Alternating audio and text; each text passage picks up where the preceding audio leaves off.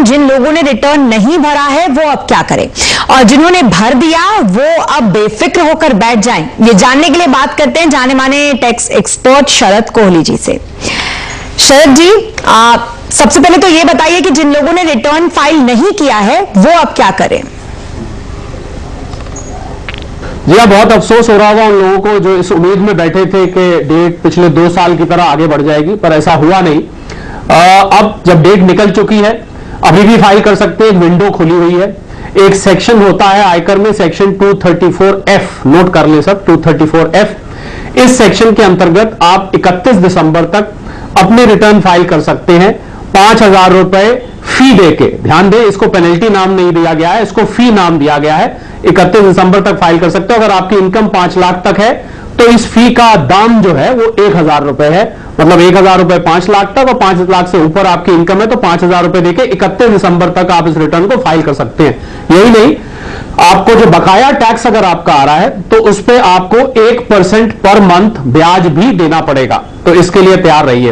एक और सरकार ने बदलाव किया है, वो बदलाव ये किया है कि आपको सब लोगों को जानकारी होगी कि इनकम टैक्स रिटर्न केवल ऑनलाइन फाइल करना काफी नहीं होता है, उसको ई वेरीफाई भी करना होता है। तो ई वेरीफाई करने का प्रोसेस होता है, हम सबको पता होगा, ओटीपी से होता है, नेट बैंकिंग से होता है, आधार से होता है और ईवीसी से होता है। 4-5 तरीके होते हैं। आप पोस्ट भी कर सकते हैं अपनी कॉपी बैंगलोर में, सीपीसी में। ये 4-5 तरीके होते हैं। इसके लिए जिन लोगों ने 31 जुलाई तक रिटर्न फाइल कर दिया है उन लोगों के पास 120 दिन का समय है इसको ई वेरीफाई करने का।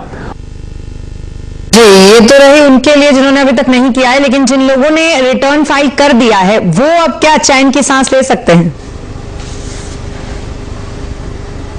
जी हाँ, बिल्कुल। अगर आपने रिटर्न फाइल कर दिया है समय से बहुत मशक्कत करके, भाग दौड़ करके, तो एक छोटा सा प्रोसेस आपको कंप्लीट करना होता है जिसको हम ई वेरिफिकेशन कहते हैं। तो उस ई वेरिफिकेशन को 4-5 तरीके से किया जाता है। मैं दोहरा देता हूं एक बार कि आपके पास एक चेकलिस्ट रहे, आपके पास ऑप्शंस याद रहे। पहला, आप ओटीपी जनरेट करके कर सकते हैं अपने पोर्टल से।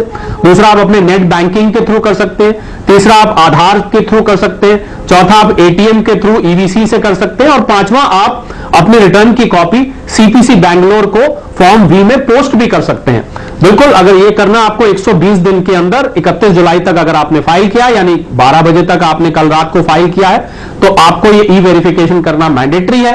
अगर आपने नहीं किया है तो अब से लेकर दिसंबर तक आप जब भी फाइल करेंगे उसके 30 दिन के अंदर अंदर आपको इन 5 में से किसी एक तरीके से ई वेरीफाई कर देना चाहिए।